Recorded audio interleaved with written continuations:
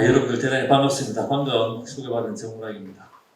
우리 지금 여기 이제 내걸고 있는 게 낙중학인데 낙동강 중류라고 하는 이런 말이죠. 낙동강은 그 여러 가지 이제 의미가 있습니다.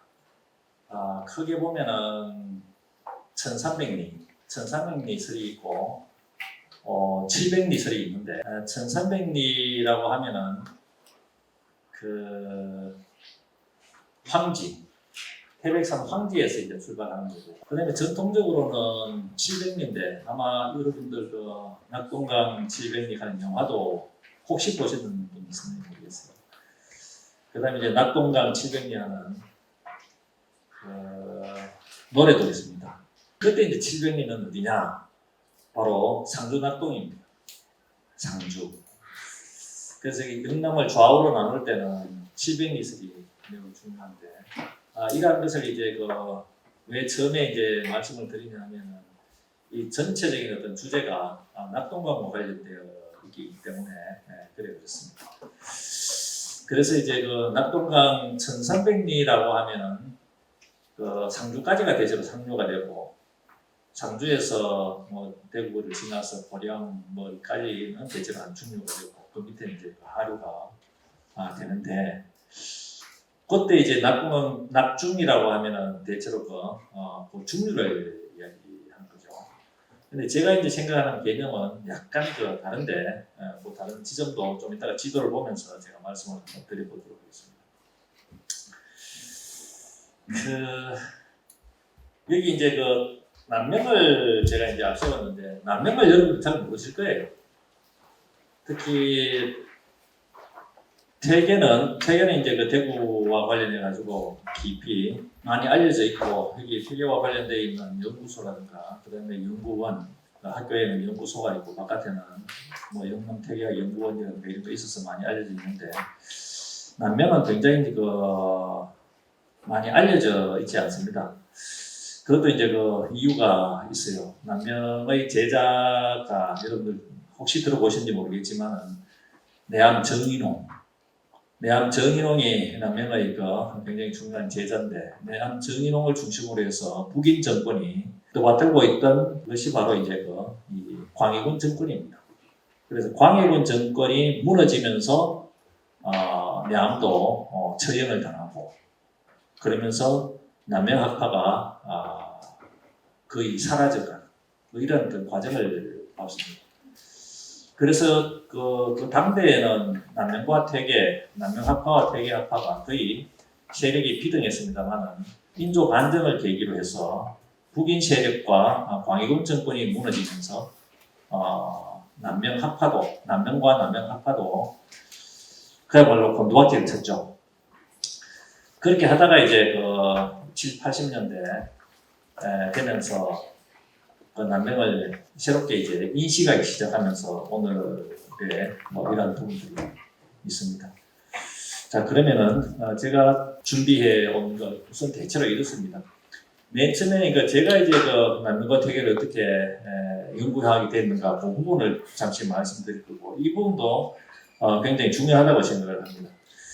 그리고 영남학파에서 영남학파하고 영남살인파는 다른데, 영남학파에서 남명과 퇴계가 어떻게 남명학파하고 퇴계학파가 어떻게 성립되는가라고 하는 이런 것을 말씀을 드리고, 그 다음에 이제 남명과 퇴계가 가장 중요하게 생각했던 학문이 바로 수양론인데, 수양론이 남명과 퇴계와 이 퇴계의 수양론이 어떻게 다른가, 방점이 어디 놓이는가. 그리고 이제 이 두 분이 당대부터 표면적으로는 그렇지 않지만 이면적으로 다소의 어떤 갈등 관계에 있었어요. 이 갈등 관계를 또 어떻게 이제 바라볼 것인가. 또 남명과 퇴계는 또 그 당대에는 표면적으로는 그렇지 않은데 이면적으로 갈등, 이게 어떤 역할을 하는가라고 하는 이런 것들을 중심으로 해서 이야기를 할 텐데, 이 결국 이제 우리 대구의 어떤 정신사를 이해하는 데 매우 중요하겠다라고 하는 이런 생각을 가집니다. 제 고향이 이제 어디냐 하면은 성주인데요. 제 선조가 한강 정구 선생입니다.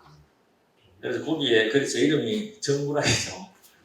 락 위에 이제 호자, 호자 위에 이제 제자에는 토가 들어가기 때문에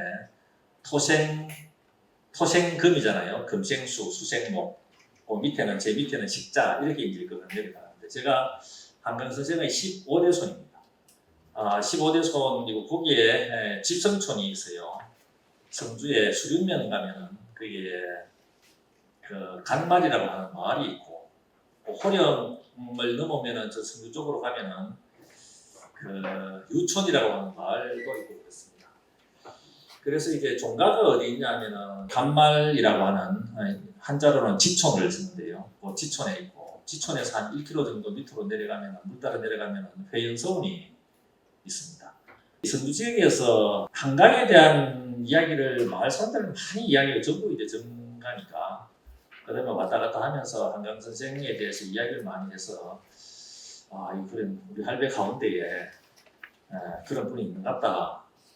이렇게 생각이 들어요. 그리고 이제 우리 집 옆에도 보면은 큰 사당이 있고 큰 사당에 가면은 이제 한강 선생의 위패하고 그다음에 또 종손들 위패가 이렇게 있어요. 한강 선생은 이제 위패가 옮겨지지 않기 때문에 그 불천이라고 하죠. 불천이는 옮길 천자하고 아니 불자 쓰니까 옮기지 않고 계속 제사를 받는 뭐 이런 위다, 신이다 이런 말이에요. 그래서 이제 최근에 우리 경상북도에 종가가 굉장히 많은데 대구 경북에 종가가 아주 많아요. 제가 영남문화연구원 원장으로 있기 전부터 그랬습니다만 우리 종가를 100개 뽑아가지고 지금 68개 만들었어요. 책하고 DVD를 만든 책에 담을 수 없는 것은 DVD로 만들고 그러니까 이게 부지기수예요. 그래도 우리 집 옆에도 보면은 그 종가가 불천이 사당이 있어서 설 전에는 바로 묵은 세배도 하고 또 설이 되면은 거기 사당부터 먼저 가가지고 세배 드리고 그러니까 살아 계신 분처럼 이렇게 모셔요. 요즘도 제가 노모가 계셔가지고 들어가는데 가끔씩 또 큰 사당에 가서 큰 사당이라고 하는데요. 한번 선생한테 절하고 이렇게 하죠. 그래서 이제 할아버지한테 한문도 배우고 이렇게 하는데 할아버지가 늘 한강 선생에 대해서 이야기를 많이 하고 뭐 이렇게 했습니다. 그리고 퇴계하고 남명의 제자라고 이제 많이 알려져 있는데 어릴 때 들었던 것은 퇴계남명도 퇴계남명이지만 특히 이제 퇴계와 관련된 이런 이야기를 많이 듣고 그보다도 이제 한강에 대해서 워낙 하여튼 이야기를 많이 해서 그러니까 한강 선생의 정신적 원료를 찾자 이렇게 생각했어요. 한강 선생의 정신적 원료가 두 사람인데 20세 때 퇴계 선생을 찾아가서 신경을 지기하고 24세 때 남명을 찾아가서 출처 대의에 대해서 인정을 받고 하는 이런 게 연보에 나와요. 그리고 이제 우리 집에 보면은 종부가 예안 때이죠. 예안 아시죠? 퇴계종가에서 왔어요. 그리고 이제 그 밑에 또 예안댁은 돌아가시고 그 밑에는 이제 내합댁이에요. 내합은 바로 학봉 김성일 학봉집에서 왔어요. 그리고 완전히 이제 퇴계학파죠. 그래서 자연스럽게 이제 퇴계 선생 많이 이야기하고 퇴계 종선이 왔다 갔다 하고 그리고 뭐 자기 누이가 거기 계시니까 많이 오죠. 오면서 이제 자연스럽게 이제 퇴계 학파의 어떤 느낌이 막 이렇게 나요. 그래서 퇴계를 해야 되겠다 싶어서 퇴계 집은 시가 엄청나게 많아요. 시가 엄청나게 많아서 시를 이제 막 읽었는데 그때 이제 뭐 한 80년대, 80년대 되니까 그 당시였어요. 그때 이제 읽었는데 책을 이제 듣고 퇴계가 어떠한 사람인가 내가 어떻게 쓸 것인가라고 하면서 눈을 감고 이렇게 생각을 해요. 그러니까 이게 이런 어떤 과정이 매우 중요하거든요. 글을 쓸 때 그냥 보면서 막 쓰는 것이 아니라 꼼꼼하게 읽고 메모하면서 읽으면서 이걸 책을 듣고 퇴계에 대한 영상을 이렇게 상을 한번 그려봐요. 퇴계의 정신세계. 그때 이제 느껴지는 게 어떤 거냐면 퇴계가 어떤 이런 식으로 느껴져요. 그 봄날 아까 제가 매화를 이 앞에 보여드렸는데 봄날에 이제 동산에 큰 산이 아니고 동산에 이제 매화가 이렇게 화사하게 피어 있는데 그게 이제 오솔길이 나 있다고 생각해 보세요. 그래서 제가 이제 매화동산에 오솔길을 가면서 꽃향기를 맡는 듯한 느낌. 책에는 굉장히 자상하고 따뜻한 사람이에요. 그런 따뜻함과 자상과 그다음에 매화 꽃이 가져다주는 깨끗함 이런 게 느껴져요. 그런데 왠지 모르게 잠이 와요. 퇴근을. 근데 그때 이제 또 그 바깥에 보면은 막 데모하고 우리 공부를 제대로 못했거든요.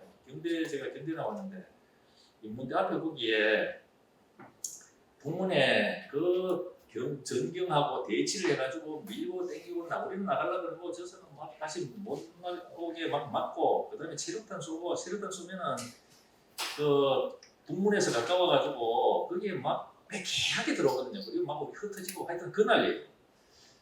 야, 그런 상황에서 이 되게 깨끗하고 정갈하고 맑은 어떤 이러한 어떤 이 이미지가 이 사회를 위해서 어떤 역할을 할까? 이 회의가 들어가니까 공부가 안 돼요. 그러니까 뭔가 지식이라고 하는 것은 사회에 쓰이기 위한 것 아니겠습니까? 물론 이론적인 학문 같은 거 이것을 집요하게 들어가가지고 사상사를 건설하는 이게 어마어마한 것도 있습니다만은 이런 것들이 아니라 이게 죽고 살고 하는 이러한 문제 그 다음에 뭐 정의란 무엇인가라고 하는 이런 걸 밀고 땡기고 와가지고 막 잡아가고 가만히 있다가 뭐 하고 막 끌려가고 하는 이런 어떤 그 상황 속에서 그 이러한 매화 향기가 도대체 무엇일까? 이게 이제 그 회의가 제가 또 겁이 많아가지고 앞에 가가지고 이렇게 감기고 이러지가 않거든요. 뒤따라가면서 막 이렇게 따라가면서 도망가고 좀 그랬던 그런 어떤 상황에서 그렇지만 이제 그런 것하고 제가 공부하고 하는 것은 이게 연결되어 있지만 좀 다른 부분이기도 하기 때문에 그래서 이제 남명을 찾죠. 남명은 이 시도 몇 수 안 돼요. 시도 되게 비해 가지고 한 10분의 10% 정도밖에 안 되는데 10분의 1 정도밖에 안 되는데요. 그런데 이게 읽고 맨 처음에는 이도 잘 안 들어가요. 되게 남명시가 그걸 이제 사전을 찾고 묻고 막 이렇게 읽었는데 아니나 다를까 읽어보니까 모유라도 이해되지 않는 이러한 부분들이 많다. 남명의 시가. 그래 퇴계 같은 경우는 남명의 어떤 글쓰기 이런 것을 굉장히 공격을 많이 해요. 이게 순정하지 못하다. 이게 문장이 안 된다. 우리가 흔히 쓰는 이런 어떤 순한 문장이 아니에요. 순한 글이 아니에요. 그래서 이제 행간이 굉장히 넓어요. 행간이 굉장히 넓어가지고 이거를 넣는다고 시끄랬죠. 그런데 이제 역시 그런 어떤 것을 경험하고 책을 듣고 이미지를 하나 그려보면 어떤 느낌이 드냐 하면 설산 이 설산인데 육산이 아니고 볼산이 볼산 금강산처럼 그게 눈이 하얗게 내려가지고 범접을 할 수가 없어요. 이런 느낌. 범접을 할 수 없는 그런 느낌이 들어서 그리고 또 이게 남명의 어떤 이러한 기상과 불을 뿜는 듯한 사회 비판 이 대단하거든요. 나중에 다시 이제 말씀을 드리겠습니다만 남명의 이 사회의 어떤 비판 정신은 굉장해요. 그런데 남명은 어떠냐면 이분이 늘 이제 사람을 긴장시키니까 남명은 피곤해요. 느껴지시죠? 남명이 생각하면 또 요즘 이제 늘 눈이 이제 충혈되어 있는 이런 느낌들. 그래 조금 편안했으면 좋겠다. 이런 생각이 들자 또 이제 퇴계가 그리운 거예요.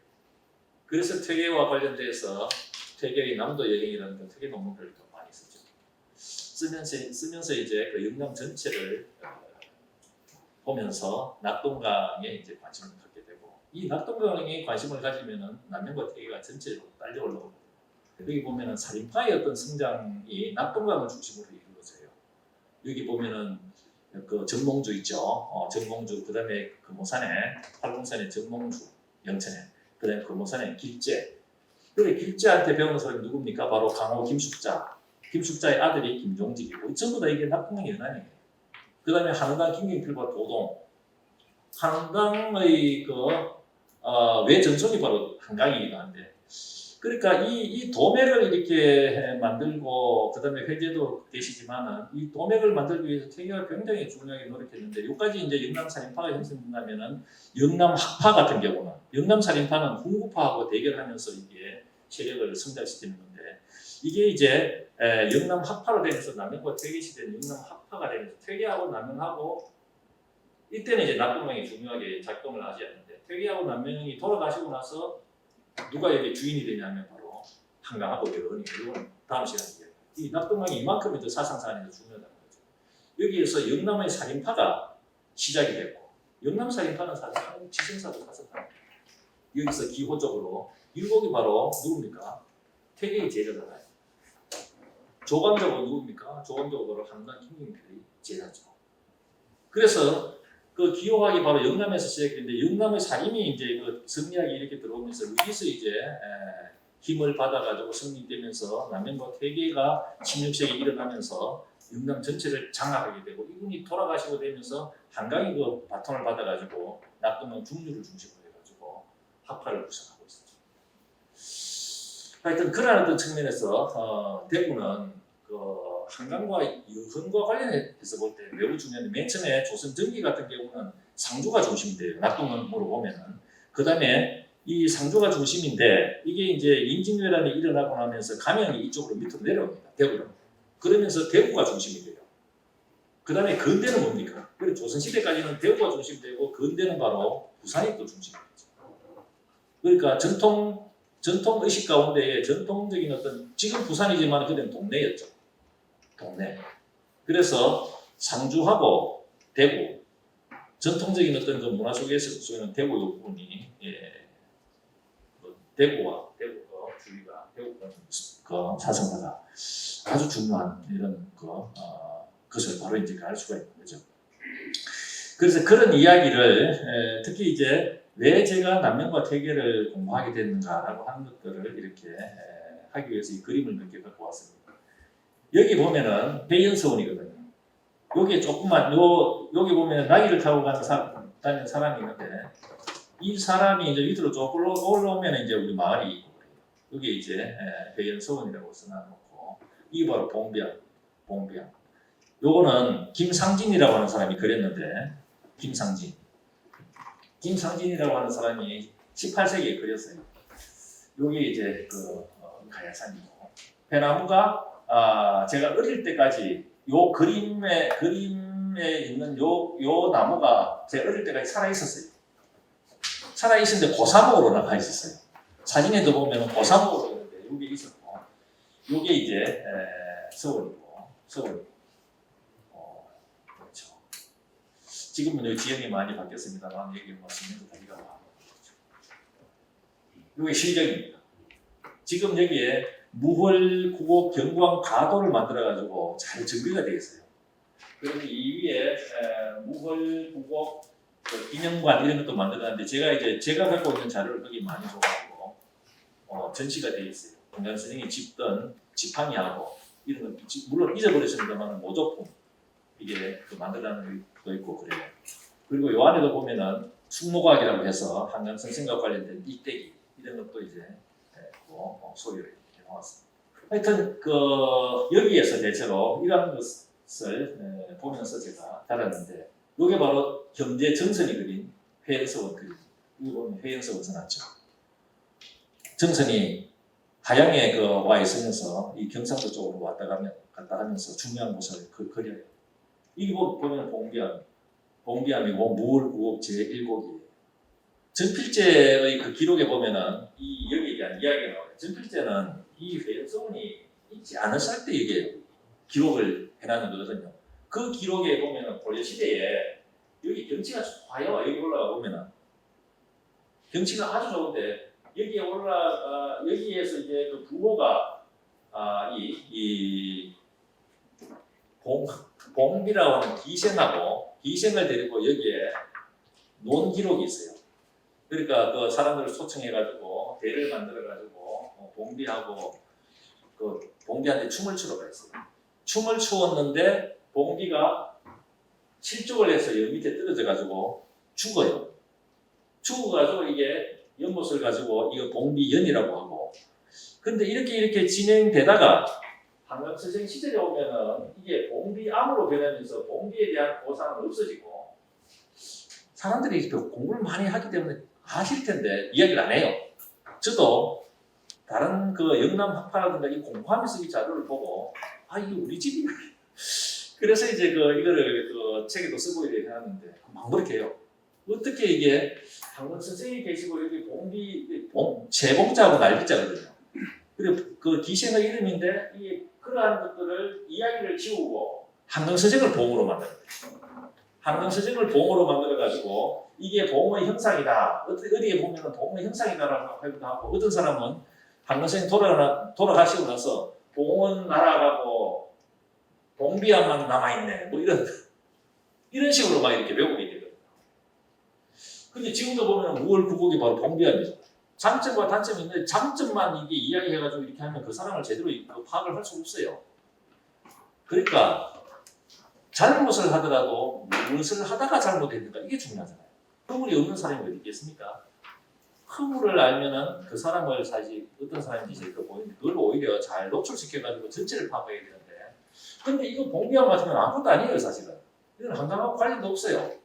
없는데 집안 사람들은 한강을 완전 뭉개란 사람을 만들기 위해 가지고 이게 어떻게 이게 기생하고 연결시키냐? 연결시킨 것도 아닌데 그냥 단순한 이야기를 전필제가 이야기해나는 그걸 가지고 제가 전했습니다. 그래 이게 또 이제 그 스토리텔링으로 재밌으니까 또 이제 작가들이라든가 이런 사람들은 관심을 가지고 막 기록하고 그래요. 그러니까 자꾸 퍼져 나가니까 이게 어른들은 듣기 싫은 거예요. 어쨌거나 여기 경제가 와가지고 이게 쓰죠. 이걸 만들죠. 그림을 이렇게 만드는데 여기 이제 회연서원이고 여기에 보면 누가 기록했잖아요. 여기에 옥설헌이잖아. 옥설헌. 이게 이런 그림이 왜 중요하냐면 여기에 광당이 있었구나. 연못이거든.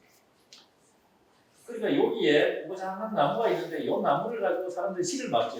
지금 이거 완전히 달라졌지만은 그 당대에 지었던 회연서원에 와가지고 지었던 시를 이해할 때는 보면은 이런 것을 다 이렇게 적어요. 그러면서 이제 이렇게 서재가 있고 문제는 없죠. 이런 구도를 가지고 있고 한강서정의 사당이 바로 요거였고 지금은 여기 아니고 여기 옮겨가지고 많이 달라졌어. 그러니까 이런 사진, 이런 그림을 가지고 거기 가만히 앉아가지고 옛날을 하고 어떻게 달라졌는지 이런 걸 생각하면 굉장히 재미있어요. 이게 이제 그래서 여기 보면은 마을도 막 이제 지금 다 없어진. 요게 이제 약간 올라가면 한강대라고 하거든요. 요 뒤에 이제 마을이 있어요. 요 마을에서 제가 살았죠. 지금도 이제 토요일마다 이제 노모 계십니다. 여기 보면 이런 어떤 산이 있죠. 요 산. 여기 이제 금우산이라고 하는 것인데, 요 산이. 여기에서 이제 그렸겠죠. 지금 여기에 이 방천을 막 이렇게 쌓았어요. 방천을 쌓아가지고 물길을 이쪽으로 돌렸습니다만, 이게 여기에 물길이 들어가면 이쪽이 전부 다 이게 물이 막 개락이 되거든요. 그래서 이제 이쪽으로 여기 방천을 막아가지고 물길을 이제 돌리고 여기는 지금 간말 들이러 가는 들판이 이제 모습이 있어요. 지금 보면 여기 잘 해놨어요. 여기에 등산로를 막 만들어가지고 여기에 이제 능사의 길 머리를 매화를 심어가지고 매화 뽑힐 때는 아주 예뻐요. 사람들도 많이 와요. 한강 선생님이 또 이제 매화를 좋아해가지고 백매원 매화나무 100도를 심어가지고 백매원이라고 했거든요. 그래서 여기에 아침에 제가 일어나가지고 요쪽에 가면은 이렇게 요거죠. 이게 길이 다 닦여져 있어요. 그 유연대 여기 뭐 오창정하고 이게 한강정사하고 파놨어요. 이렇게 해서 이렇게 내려오면 이렇게 길이 이렇게 나와 있거든요. 여기서 이제 방창 따라가지고 한 바퀴 이렇게 돌면은 한 4km 정도 나오는데 아주 그 산책하기 좋아요. 그러니까 이런 데 가서 이제 한강시도 있고 도래도 막 한강시가 막 이렇게 적혀져 있거든요. 그걸 읽으면서 의미를 캐는 거 이런 것들이 길 위의 인문학의 묘미입니다. 이 묘하죠. 예, 한강의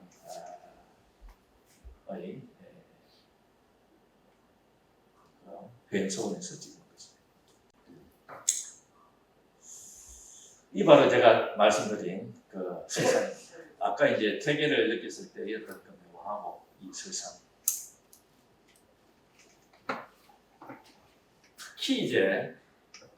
특히 남명집을 문집인 남명집을 딱 들면은 이 시가 있는데, 야, 이 시 읽고 진짜 감전에 의한 경련을 느꼈어요. 이 시를 이해하면은 남명을 전체적으로 이해하게 돼요. 이 시가 아주 멋있어요. 서금병 정조장은 원 하는 건데 칼 자루에 써서 장원을 한 조원에게 주노라 이런 말이에요. 칼 자루에 써서 조원한테 장원을 한 조원에게 준다. 자, 이 시가 무엇이냐? 이게 어려워요. 어려운데 아주 중요합니다. 남명을 이해하기 위해서. 이궁추 태백하니 상박광활이다. 이궁이라고 하는 이가 뭐냐면은 방향으로 남이에요. 남방. 남쪽은 오행의 화죠, 화. 북쪽이 수고. 그렇잖아요. 남쪽이 화고, 서쪽이 금이고, 이런데. 이궁은 바로 뭐냐면은 화궁이에요. 칼을 만들 때 불에 막 이래 녹이잖아요.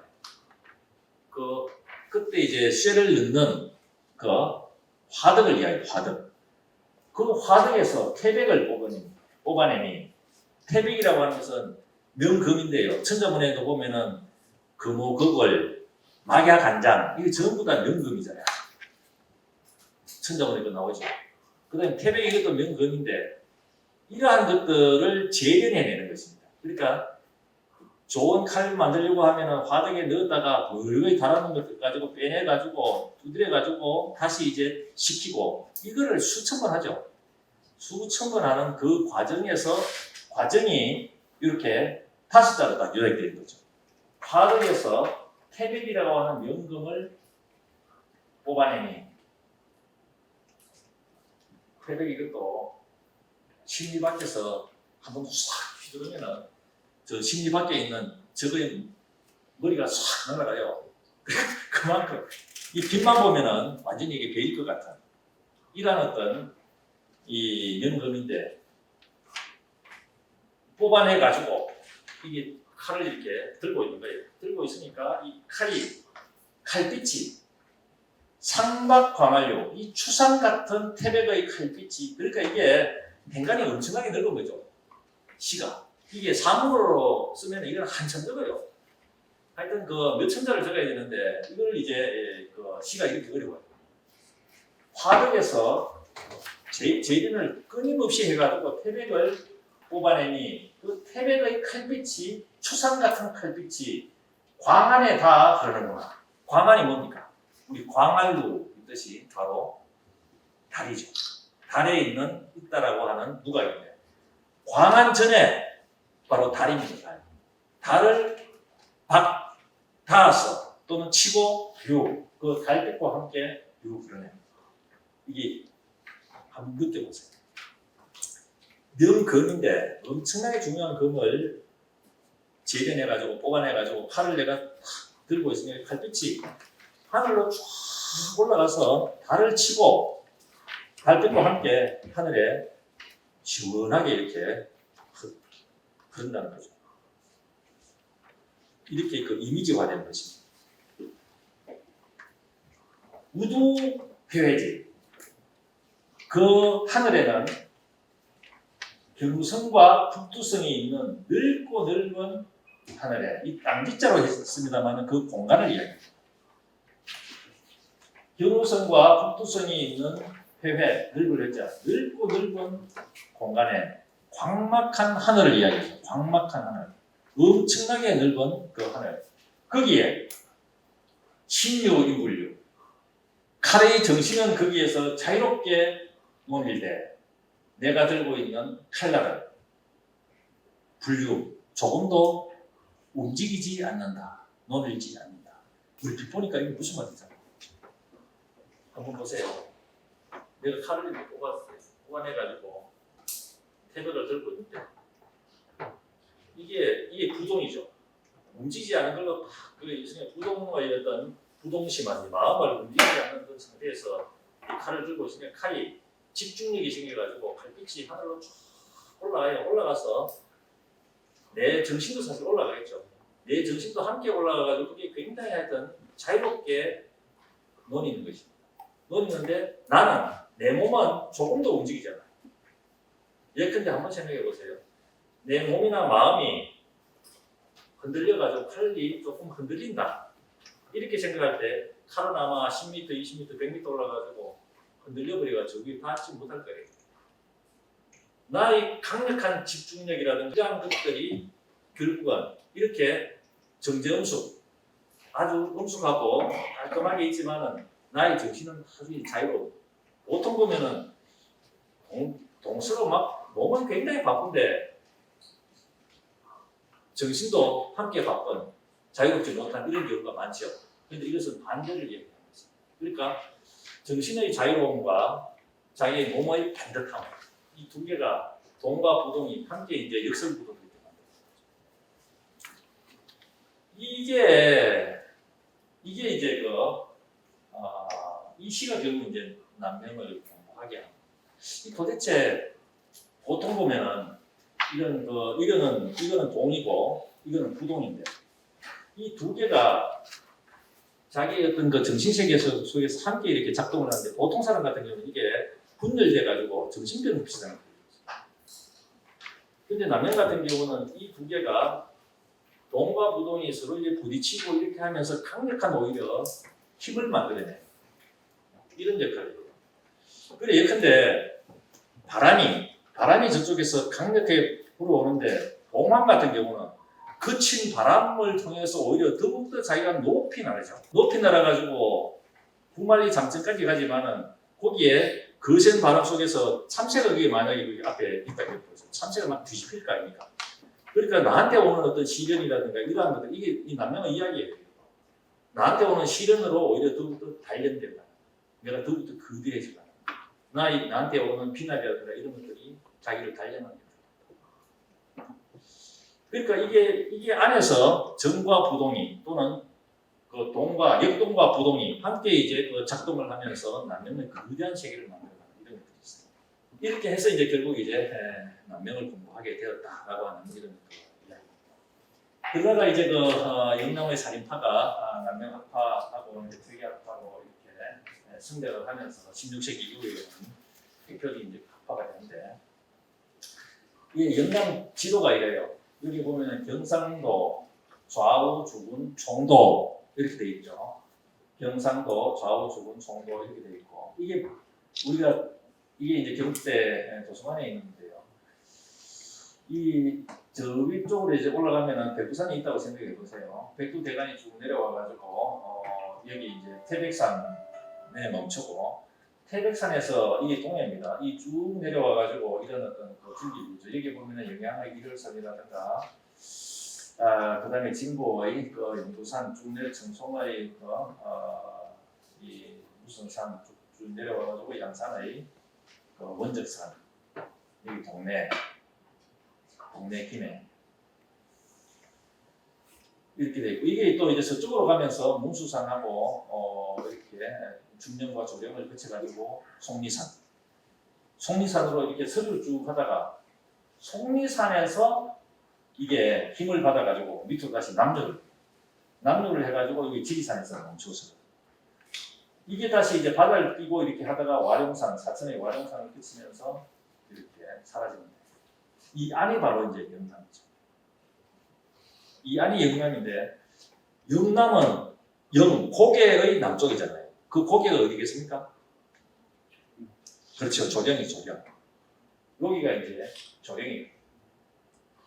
그래서 이렇게 되어 있는 이게 여기에는 전라도, 여기에는 충청도, 여기에는 강원도, 여기에는 동해, 여기는 남해 고립되어 있죠.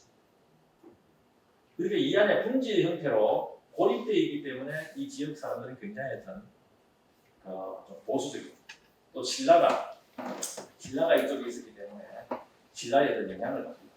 이렇게 해서 지역 문화가 만들어졌죠. 자, 그러면은 여기 이제 그 낙동강이니까 여기에서 시작하면 바로 1300 내려요. 이 낙동강이 여기서 이제 쭉 남류를 해가지고 청송에서 내려오는 이 물 반변천을 끌어들여 가지고 수리하죠. 이 낙동강은 산을 따라가요. 이게 산이 이렇게 돼 있잖아요. 산이 이렇게 돼 있는데 이렇게 가고 여기서 영강이라든가 이런 내성천이라든가 이런 것들이 이제 흡수해 가지고 또 내려오고 그다음에 비안 위선 이쪽으로 이게 바로 이제 위천입니다. 위천이 올라가고 이게 여기는 동쪽에서 서쪽으로 흘러요. 여기는 동쪽에서 서쪽으로 흘러요. 여기는 북쪽에서 남쪽으로 흘러요. 북쪽에서 남쪽 이게 동남쪽으로 이렇게 흘러가지고 여기서 비로소 낙동이라는 이름을 가져요. 왜 낙동이냐면 상주의 옛날 이름이 낙양 또는 상낙 이렇게 이야기했어요. 이 상낙이라는 것은 낙동강 상류 이런 말이에요. 그래서 그런 측면에서 보면은 바로 낙동강의 상류가 있는 곳이 여기예요.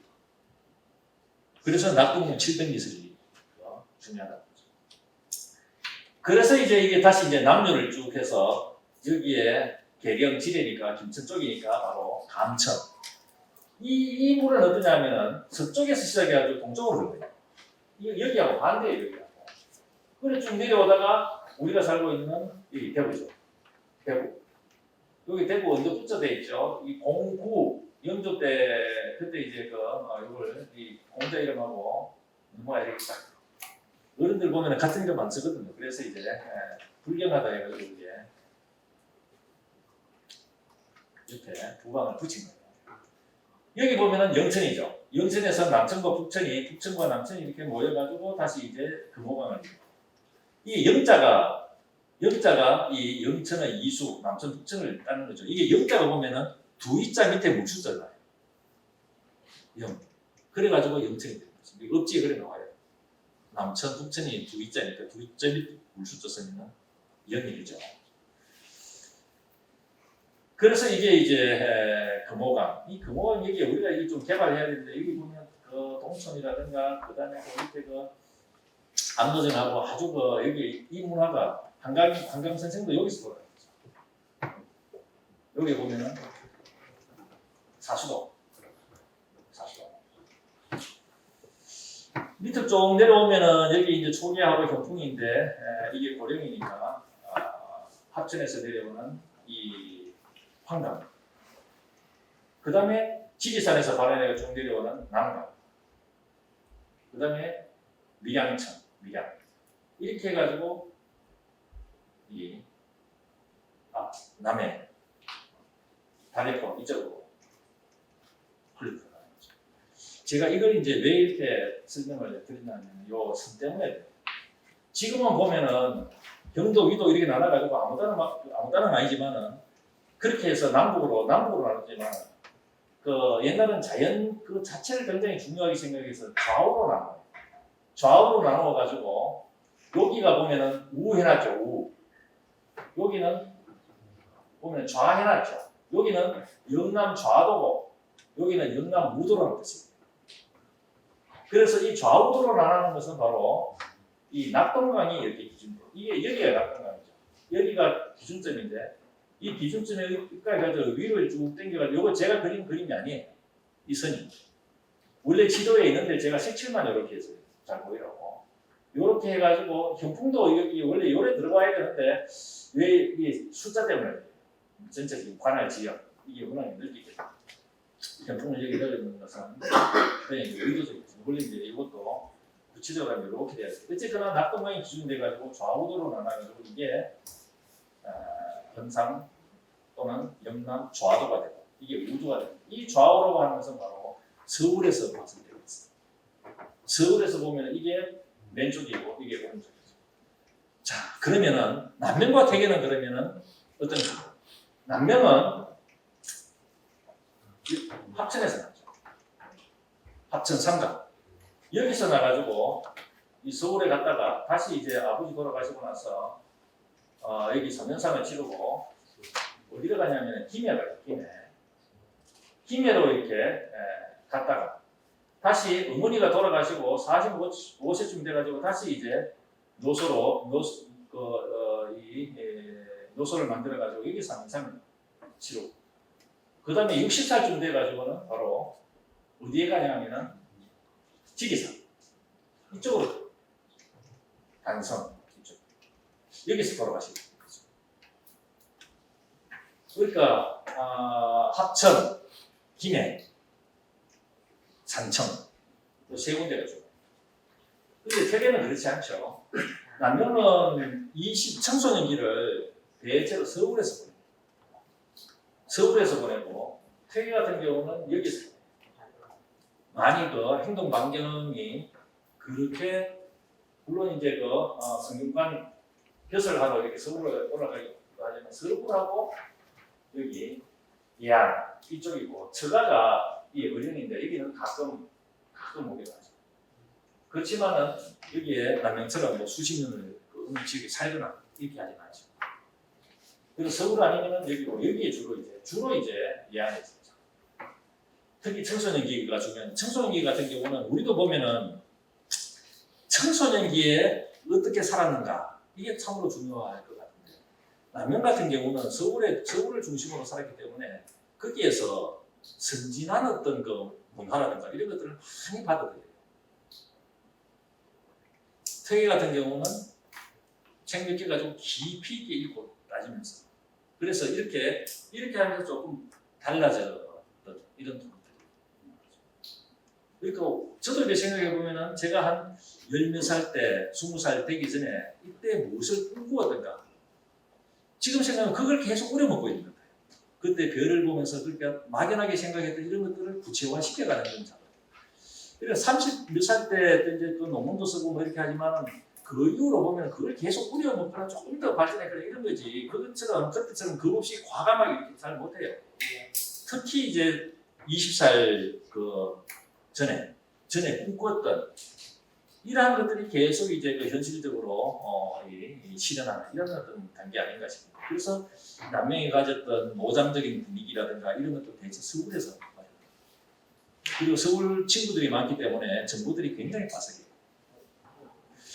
이런 어떤 과정 속에서 여기 이 역대로 보면은 여기는 반항하는 사례가 굉장히 많아요.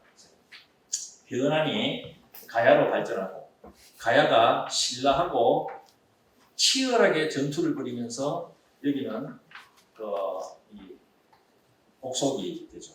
가야가 무너지고. 그런데 여기는 진안 지역이 신라로 발전하게 되고 신라가 또 고려에 나라를 맡겨버리잖아요. 굉장히 현실 수능적입니다.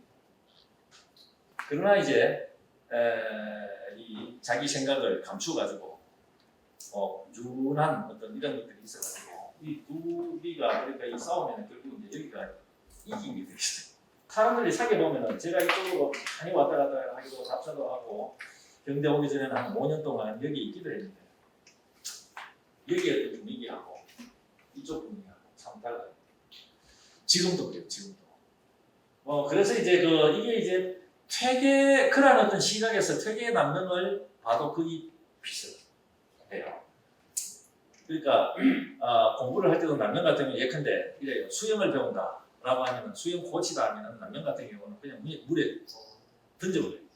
그러면 자기가 물 먹고 막 이래 가다가 이 자덕해가지고 스스로 터득해가지고 막 이게 수영 선수가 된다고 생각하면 퇴계 같은 경우는 자기가 폼을 잡아서 이래 해야 된다 해가지고 막 가르쳐줘요. 그래 가르쳐 주려고 하다 보니까 말이 많아지죠. 그리고 되게 이건 엄청나요. 그러니까 누가 편지해가지고 하나를 누르면 그 10개를 가르쳐줘요. 그래서 남녀는 제일 중요하게 생각하는 게 자덕, 스스로 터득하는 거예요. 스스로 터득해야지. 이게 정자와 주자 이후에 다 여러분들이 다 이야기해놨는데 뭐 더 이야기할 거냐. 오직 실천해라. 이렇게 이야기하는데 그렇게 하면은 학문적 발전 같은 게 이루어지지 않는다. 특히 같은 경우는 끊임없이 논쟁을 벌여가지고 제자가 선생님이 아닙니다 하면 자기 공부해가지고 자기 설도 이렇게 수정해가면서 자기가 자기 생각을 막 만들어가잖아요. 퇴계는 진짜 위대한 남자예요. 퇴계의 편지 제자들한테 보내는 편지들 보면은 아주 위대해요. 그런 스승이 진짜 필요해요. 특히 오늘 남녀는 그렇지 않아요. 단순하게 그냥 이렇게 이야기하다가 정주후 불필저수, 정자와 주자 이후에 더 이상 저수는 필요 없다. 그래서 이런 가르침 때문에 그런지 모르겠지만 많은 사람들은 남녀의 어떤 그 실천 어떤 의식, 역량 이런 것 때문에 의병이 더 일어난다. 퇴계하고 막 비교해보면 되게 조금 그렇지 않거든요. 그래서 이런 이야기를 많이 하게 되는 거죠. 퇴계 제자들 같은 경우는 임진왜란이 일어났을 때 사실 전체를 관할하죠. 학풍 선생, 그 다음에 유성룡 한번 보세요. 그때 이제 그 임진왜란이 일어났을 때 오히려 그 전체 국가를 경영하는 이런 것을 하기 때문에 여기에 시골에는 잘 크게 드러나지 않는데 의병을 딱 이야기했을 때는 바로 남명을 또 대체로 이 그림을 보면 많은 생각이 여기가 바로 퇴계고 여기가 남명을 그 당시에 남명을 준 거죠. 그런데 낙동강이라고 할 때 남중 때는 강한, 저는 이제 강한이라는 말을 많이 쓰는데요.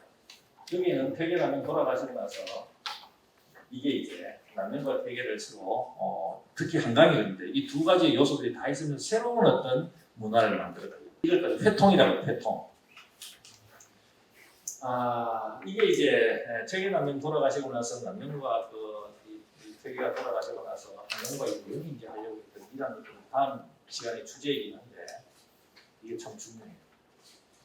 근대하고 전근대를 보면은 지표가 어떤 것이 있냐면 근대는 지금 우리 근대 사실 코로나 그 이후에는 완전히 세계가 달라질 거예요. 그 인공지능과 관련해가지고 지금도 수업 방식도 많이 달라요. 제가 이제 아이들하고 감독할 때는 전부 줌으로 합니다. 줌으로 하면 중국 애들 그 일주일에 한 번 또는 어떨 때는 바쁠 때는 2주일에 한 번씩 이렇게 하는데 중국 애들도 들어오고 서울에서 저 안동에서 그다음에 뭐 이렇게 들어와서 같이 이렇게 하고 그리고 오히려 자료를 띄워놓고 서로 토론을 하면 이렇게 하는데 이게 코로나 안 그러면은 그렇게 할 수가 없잖아요. 그러면서 학술 대회 같은 것도 아주 이제 자유롭게 잘 열 수 있는 꼭 올 필요도 없어요. 그래서 요즘은 대면과 비대면 함께 이제 공유를 하는 이렇게 하고 아마 생활 구조 굉장히 많이 달라질 텐데 그런데 근대는 요번에 이제 그 근대 그 이후 탈근대 내지 극근대를 이야기하는 것이고 앞으로 이제 그런 시대고 우리 시대에 기계가 사람처럼 느껴지고 아마 조금 더 있으면 집에 설거지 같은 건 아마 대체로 기기가 지금도 기기가 많이 하고 있지만 그 스마트폰이 희한하잖아요. 이런 거 보면은 누르면은 막 이게 이야기하면 다 들어주고 막 이런 것도 있죠. 그런 것들이 이제 사람처럼 이렇게 될 텐데 그 전근대 근대는 바로 직선의 사고를 직선을 대표하는 게 바로 기차하고 그다음에 그 고속도로 철로하고 고속도로 이거는 직선을 추구하거든요. 그리고 왜 직선을 추구하냐면 직선을 해서 빨리 가가지고 그다음에 자본을 빨리 가려고 하다 보니까 옆에 있는 사람이 전부 경쟁자예요. 밟아야지 내가 빨리 가가지고 돈을 더 봐요. 여기는 더 잘 사는지 어떤 풍족해지는지 모르겠지만 비대해서 지금 사실 그렇게 살아요. 근데 전근대는 어떠냐? 직선이 아니라 곡선이에요. 곡선. 직선에는 항상 파괴와 폭력이 있어요. 앞에 직선으로 가다가 산이 놓였다. 그럼 산 뚫어버려요. 기차 굴 많이 통과해 보셨죠? 뚫어버려요. 가다가 강이 놓였다. 강에 다리발을 세워가지고 칩니다. 근데 강은 보세요. 강. 곡선인데 전근대의 곡선. 강이 흐르다가 우덩이가 생기면 멈추었다가 다 채워가지고 다시 흐르다가 산이 모이면 돌아가죠. 돌아가니까 천천히 가기 때문에 옆에 있는 사람들의 신음소리가 들려요. 신음소리를 잘 들어보니까 나의 아픔하고 같잖아요. 그러니까 내 아픔을 같이 이야기하면서 서로 소통해가지고 해소되고 치유되는 이런 것들이 있죠. 그래서 직선으로 가면서 고속도로가 생기고 철로가 생기면서 곡선은 잊혀져 버렸죠. 그래서 여기는 쓰레기가 이렇게 하다가 요즘은 많이 좀 좋아졌습니다만. 그러니까 직선은 필요사회로 가는 건데 곡선을 다시 염두에 둘 필요가 있는데 그렇다고 옛날처럼 이렇게 돌아가지 못해요. 그래서 직선 위에 어떻게 이런 여유를 가지면서 이웃들과 서로에게 아픔을 공유할 수 있을까? 이게 아마 굉장히 앞으로 중요합니다. 다른 어떤 편리함이라든가 이런 것들을 영위하면서 곡선이 갖고 있는 여유를 어떻게 가지고 와서 나의 어떤 삶을 더욱더 풍부하게. 이게 아마 앞으로 굉장히 중요한 아젠다가 되겠다. 라고 하는 것입니다. 그래서 이 낙중학이라든가 강한학 얘기할 때 강이 바로 이 곡선에 있는 거예요. 이 천천히 가지만은 여기에는 그런 어떤 전통 문화가 있고 사람들이 이렇게 꿈꿔가는 이런 문화가 있는데 여기에 이제 한강하고 여은 같은 경우 보면 이게 회통, 남녀가 태계를 서로 이렇게 이분들이 갈등을 하는 이런 부분들이 있으니까 이걸 어떻게 이제 회통시킬까? 이걸 굉장히 고민했다는 이런 어떤 성호 이익이 있었는데 중세 이후에 태계는 소백산 밑에서 태어납니다. 남명은 두류산 동쪽에서 태어납니다. 다 영남에 있답니다. 상도는 인을 숭상하고 태계, 인은 바로 뭡니까? 모든 것을 살리는 거죠. 매화가 보면은 거기에 이 천지 생물이 있습니다. 천지가 하여튼 이게 사물을 이렇게 살리고 하는 어떤 그 마음이 거기에 깃들어져 있는데, 이 태계의 어떤 태계가 인을 숭상한다는 것은 바로 매화 이미지하고 있습니다. 하도는 의를 주장해요. 이 의 같은 경우는 정의로움 이런 거니까 이 칼이 매화와 칼. 하도는 의를 숭상했다. 이 인과 의는 바로 뭡니까? 유학의 가장 핵심적인 키워드죠. 그 양유학이 묻잖아요. 면접에 보면은 선생님 멀리서 이제 우리나라에 오시는데 우리나라에 어떤 이익을 주기 위해서 오셨습니까? 하니까 면접은 뭐라고 해야 될까? 왕은 하필 왈 이이시니고 대왕님께서는 어찌 이만을 이야기했습니까? 여주 인의 이인이다. 또한 인과 의가 있었다는 겁니다. 그래서 태계가 인을 주장했다고 해가지고 의가 어떻게 없겠습니까? 근데 남명이 또한 의를 강조했다고 해가지고 인이 왜 없겠습니까? 그러나 대비시켜보면 그 남명의 의, 태계의 인 이런 것들을 성호 이익이 캐치되는 거죠. 상도는 인을 숭상하고 하도는 의를 주장했으니 유화기절이 여해활상호라. 유화기절, 유화의 감화와 기상과 절개, 기상과 절개하는 게 바로 남명이고 유화가 바로 태계를 이야기하죠. 여해활상호, 바닥선 넘고 산처럼 넘다. 태계는 눅눅하기가 바닥선 넘고 남명은 산처럼 이렇게 높아서니 이게 멋있는 말이에요. 의시오, 태계하고 남명이 계실 이때에 우리 시대의 우리나라의 문명이 절정에 도달했습니다. 그 이후에는 그 이전에는 문명의 반대말이 뭡니까? 야만입니다. 성리학이 제대로 들어오지 않아가지고 들어오긴 했지만 제대로 공부가 되지 않았고 야만의 시대인데 태계하고 남명이 인과 의를 강조해가지고 문명국이 될 수 있습니다. 이 선은 성호의 이 선은 아주 간명하게 잘 요약했죠.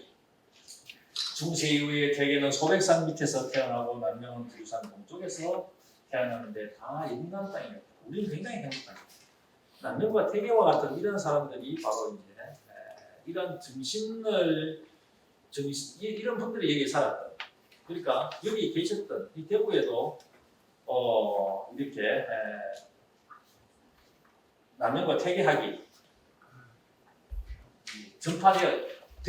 이런 곳이라는 자체가 굉장히 어떤 뿌듯하게 만듭니다. 그래서 퇴계가 지은 것인데 노초요수에 한데 소담청말 전문서가 빛을 머금은 풀이 아주 생기 있게 물가를 두르고 있는데 작은 연못은 맑고 살아 있어가지고 참으로 맑아 모래조차 없도다. 이게 마음을 얘기해. 운비조가 원상관이나 여기에 구름이 날아가고 이 새가 지나가서 원래 그러한 것이지만 상관이 된 것이지만 단지 두려운 것은 시시연촉하다. 때때로 제비가 차서 물결을 일으키는 거다. 이게 뭐고 내 마음이 깨끗한데 이게 만약에 욕심이 생겨나가지고 물결이 흐르니까 자기 마음 관리를 얼마만큼 철저하게 했는가라고 하는 것을 알 수 있는 거죠. 제비가 물결을 차는 거다. 제비가 차서 물결을 일으킨다. 이게 참 두렵다. 그래서 이제 자기 마음 관리를 깨끗한 연못 또는 밝은 거울처럼 이렇게 하려고 노력했던 이런 감정들. 남명 같은 경우는 의니까 의는 정이고 이 역사성과 관련돼 있거든. 우리 역사성 이게 바르냐 바르지 않는가 이게 이제 사람 살에 이게 제일 중요한 거죠. 아니냐 다를까 김해에 살았던 남명 40 강원계 심리 강원계 심리 밖에 왕계가 이게 김해를 이야기해요. 왕이 탄생한 그런 것이 있는데 장강유 한심이라 긴 강은 흘러서 간이 깊다. 이게 김해 낙동강이 김해 쪽으로 흘러가는데 이게 유장한 역사를 이야기하는 거죠. 그래서 심리 바깥에 김해인 그 왕의 경계가 그런 영역이 왕이 탄생한 영역이 있는데 그 옆으로 긴 강이 낙동강이 지나가는데 그 흐름의 한 섬으로 깊다. 구운황마도 이 구름은 무릇 떠 있는데 이 마도가 어디 있는 곳인지 사실 잘 몰라요. 근데 어떤 사람은 대마도 일본이 아닐까 황 해가지고 거기 이제 구름이 떠 있으니까 거기에 나쁜 기운 이런 것들을 느끼지 않았을까 대서를 이렇게 이해를 해요. 뜬 구름은 누렇게 마도에 떠 있고 산은 계림을 따라서 풀어보라. 계림법 신라죠. 그러니까 신라, 일본, 그 다음에 김해 이러한 것들을 이 역사성을 이렇게 막 느끼는 거죠.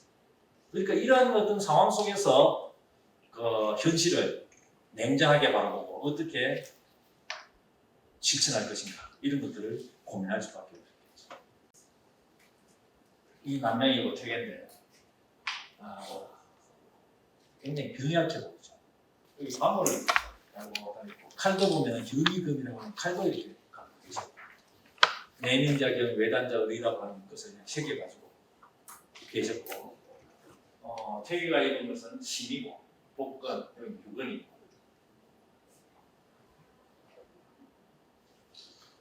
그런 어떤 남명과 퇴계 제가 조금 전에 말씀드린 칼 이미지하고 매화 이미지 그 다음에 유화, 기절 이런 것들을 복합적으로 생각해가지고 있고요. 퇴계하고 남명이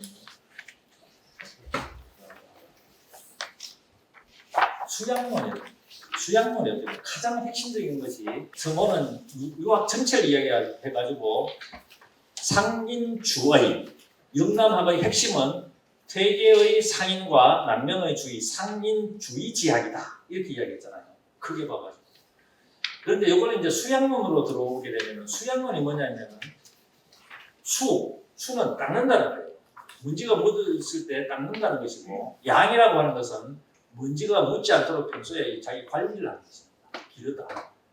그래서 유리창에 먼지가 묻는 것을 닦는 것까지 수라고 하고 먼지 묻지 않도록 관리하는 것이 양인데 인간이 우리도 보면 감기 것을 걸렸을 때 약을 넣는 것이 수에 해당하고 평소 감기에 걸리지 않도록 몸 관리하는 게 이게 아니에요. 이렇게 해서 온전한 어떤 그 인간이 되잖아요. 그래서 이제 수양료는 이걸 해가지고 뭐 하냐? 바로 성인이 되는 거예요. 수양을 왜 하냐? 바로 성인이 되기 위해서. 종심소욕 불유구. 종심소욕. 내가 하고 싶은 대로 하더라도 자유죠. 그러나 법도에 어긋나지 않는 이 질서자. 내가 하고 싶은 대로 하더라도 자연스럽게 거기는 규칙과 질서가 있다. 이게 최고의 어떤 종심소욕. 그래서 중용에 보면 성, 이게 바로 이제 하늘인데 성인이에요. 성자는 천지도예요, 성지자는 인지도예요. 성이라고 하는 것은 하나의 거고 성으로 가려고 하는, 성이 되려고 하는 것은 사람이다. 그러니까 성자는 불면이중하고 불사이등하여. 성이라고 하는 것은 불면이중. 힘쓰지 않고도 그렇게 돼. 불사이등. 생각하지 않아도 얻어서 종용중도 하나니. 종용이 편안히 도에 합치되나니 성인이 그러하고.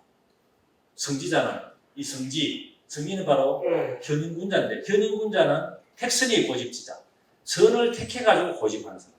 그러니까 선과 악 가운데 우리가 가만히 있으면 자유롭게 하면 앞쪽으로 가려고 하는데 그래 가지 않고 선을 꽉 잡고 있는. 혹시 잘못하면 이게 앞쪽으로 밀려가니까 여기 택선 고집하는 사람이 바로 군자다.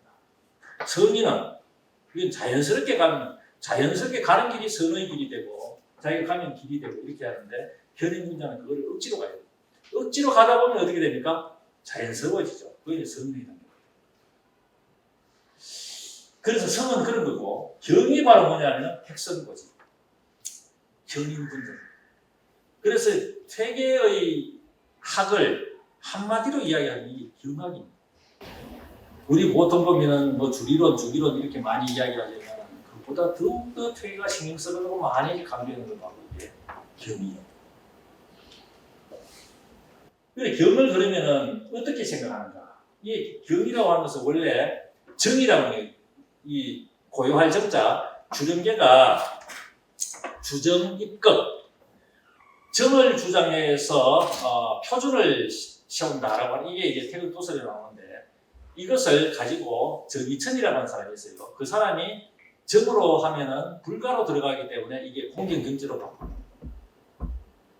그래서 공경경제로 바꾸면서 주자대에 오면은 이거를 체계화시켜요. 주자가 어떻게 체계화를 시키는가? 정이천이가 가져온 정제음숙. 정제음숙은 몸을 가지런히 하고 음숙하게 하는 것입니다. 그래서 예컨대 군자 고용 있죠. 목용단, 눈의 모습은 단정하게, 소리의 모습은 고요하고, 성용정, 두용직, 머리의 모습은 곧고, 조경중, 발의 모습은 무겁고,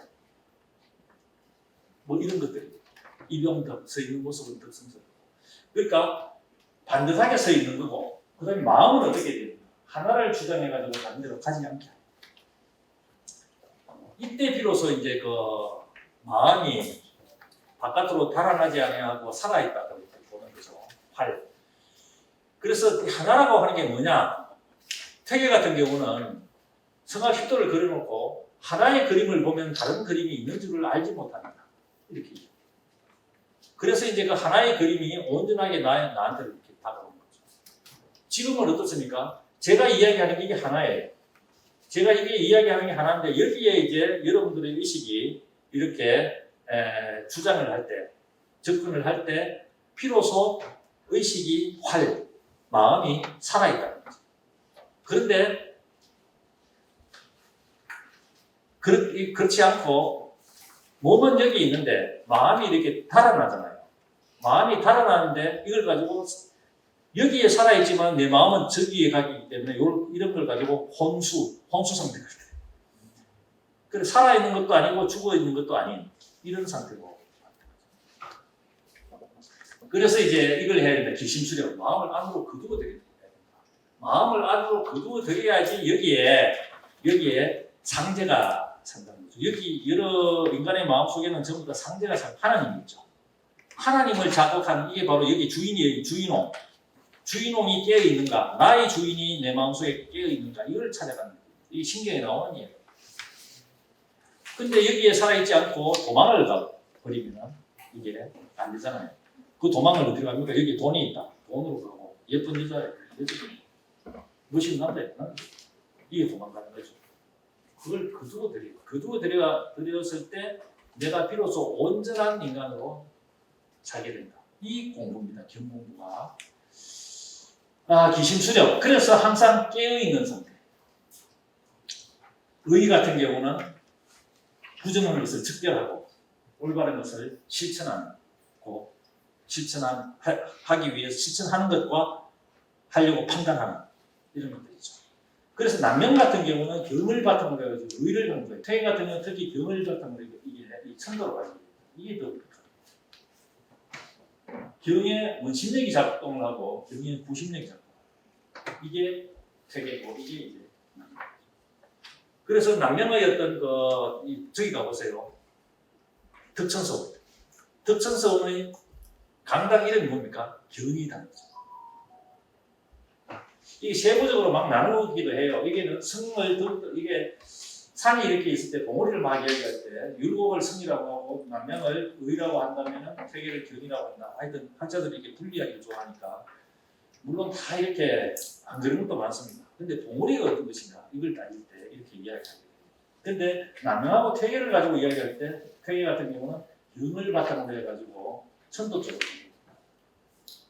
의 쪽으로 씁니다. 그래서 남명 같은 경우는 현실주의에 가깝고 비판력. 의 같은 데는 의는 잣대를 대는 거거든요. 바른가 바르지 않는가. 그러니까 여기는 항상 비판과 이 잘못했다. 이게 계속 나와요. 퇴계 같은 경우는 그런 은사들이 굉장히 작죠. 오히려 인간의 어떤 본체 이런 것들이 무엇일까. 그러니까 이런 것들 보면은 이렇게 묶어 보면 퇴계 남명은 어떤 학문 태도 같은 거 잘 이해할 수가 있어요.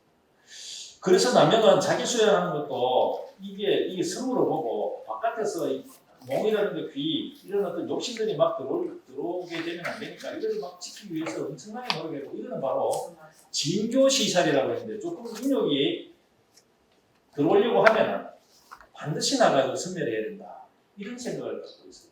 그래서 여기에 국토가 있는데 바로 마음의 국토죠. 마음의 국토가 처절하게 인욕을 싹 죽여가지고 그런 어떤 욕망 같은 걸 죽여가지고 내가 여기에 평화의 어떤 모습을 평화의 국토를 만들자라고 하는 게 바로 남명학의 수양론의 핵심입니다. 진교 여기 보면 진교 시작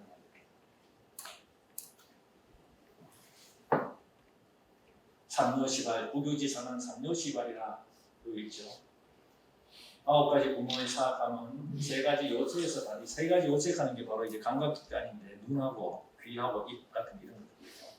그래서 용미가 조금이라도 김새가 있으면은 진교시사 나가서 반드시 선멸한다. 그렇게 해서 돌아와가지고 눈을 딱 닫고 있으면 안에 평화의 정신을 돌아가고 칼과 방. 이게 퇴계의 어떤 성학십도 가운데 8도, 심학도가 있고 경제상도 이게 원래 이제 주자가 썼는데 이게 보면은 퇴계의 어떤 생각이 오롯이 담겨져 있어요. 주자에 그려지는 의관을 바로 하고 보는 것을 이렇게 높이며 잠시 마음을 크게 잠겨가지고 살면서 상계를 앞에 마주한 듯이 그렇게 공부를 하고 있어야 됩니다. 여기 제가 말씀드렸듯이 발의 모습은 반드시 무거워야 하고 손의 모습은 반드시 공손해야 합니다. 택지도 땅을 밟을 때 땅을 가려서 이렇게 밟고 개미 뚝도 앞에 있으면 이렇게 돌아가지고 되게 조심조심한 거예요. 그래서 문 밖에 나가면은 큰 손님 맞이하듯이 사람을 대하고 일을 할 때는 큰 제사 받듯이 이렇게 조심. 그래 조심조심하고 혹시라도 경솔이 하세요. 말을 할 때는 입 지키기를 금마개 같이 이렇게 하고 뜻 지키기를 성을 지키듯이 또 조심하고 조심해서 혹시라도 경솔이 하세요. 동쪽으로 간다 해라면 서쪽으로 가지 마요. 일을 당했을 때는 이게 참 중요한 거죠. 이게 경이 바로 뭐냐? 일에 내가 무슨 어떤 내 마음을 보존해가지고 그 마음을 다른 데로 가게 하지 말 것이다. 이 주일무적이죠. 그래 집중을 할 때 내 마음이 온전히 그 사안에 집중할 때 그 일도 잘 되면서 내 마음이 비로소 살아있습니다. 그러니까 이런 생각을 꾸준히 가지면서 퇴계집에 일하는 생각이 그렇게. 그러니까 저는 이게 이제 공부론이거든요. 수양론이면서 공부를 했는데 우리 흔히 이야기하는 공부 이게 외우고 이런 것들을 그 옛날 사람 아주 싫어했죠. 입시 시험하는 게 과거 시험 비슷한 건데 이런 것들은 사실 사람들 거의 망치는 이런 것들에 이게 이제 바로 성인이 되는 길. 이게 공부론인데 이 공부를 참 공부를 해야 됩니다. 그러니까 이렇게 보면은 당상이죠. 일을 맡았고 일을 당해가지고 내 마음을 잘 거기에 보존해가지고 그 다른 데로 가지 말 것입니다. 두 갈래로 해가지고 두 갈래를 막 이렇게 흐트리지 말고 또 세 갈래를 만들어가지고 세수로 그렇게 하지 말아라. 오직 마음을 오직 한결같이 해서 오직 한결같이 할 때 수많은 변화에 제대로 대응할 수 있다. 그러니까 아까 세상 같은 경우는 음양이 있고 해가지고 굉장히 하여튼 역동적으로 돌아가는데 이거를 돌아간다고 해가지고 내가 전부 다 그 뛰어들어가지고 그 역동적인 어떤 그 번잡한데 거기 뛰어 들어가 버리면은 어디로 가는지 몰라요. 이게 세상이. 나는 무엇을 가져야 되냐면 거기에 여기 보면은 유실유일 하듯이 오직 마음을 한결같이 해가지고 수많은 변화에 대응한다고 했듯이 아주 바쁘게 돌아가는 좀 세상이 가도 내 마음속에는 절간이 하나 있어요. 이 절간이 있을 때 다른 것을 통화할 수 있어요. 만약에 바쁘다고 해가지고 내 마음을 그쪽으로 바쁜 속으로 넣어보세요. 아주 불행해져요. 바쁘기만 하고 소득이 없어요. 피곤하고 망쳐요. 하여튼 이러한 생각을 세계가 가졌고 이것은 이 공부로는 근대 그 이후 8근대 내지 8근대를 넘어가지고 그 근대에 우리가 앞으로 미래학문이라고 생각합니다. 아주 바쁘게 가는 어떤 세상에 내가 뒤처지세라 거기 막 따라가가지고 그것이 하는 것이 아니라 그런 것들을 어디로 가는지를 잘 살피는 것은 절간입니다. 종사의사 시와 지경이라 여기에 종사하는 것을 지경이라고 한다. 그러면서 이제 이 윤남은 퇴계와 남명으로 지금도 마찬가지입니다. 퇴계가 갖고 있던 의진 매와 같이 모든 것을 살리려고 하는 이것과 그 다음에 세상에 바른 삶이라는 어떤 것인가 이 두 가지 말고는 이 자리에 없겠다. 그 다음에 이제 수양론 이 공부론이라고 제가 말씀드렸잖아요. 이 공부론을 통해 가지고 성인이 되는 길입니다. 이게 바로 미래학문일 수가 있겠다. 이런 생각을 하면서 다음 주에 오늘은 마치고 다음 주에 뵙도록 하겠습니다. 경청을 해주셔서 고맙습니다. 마치겠습니다.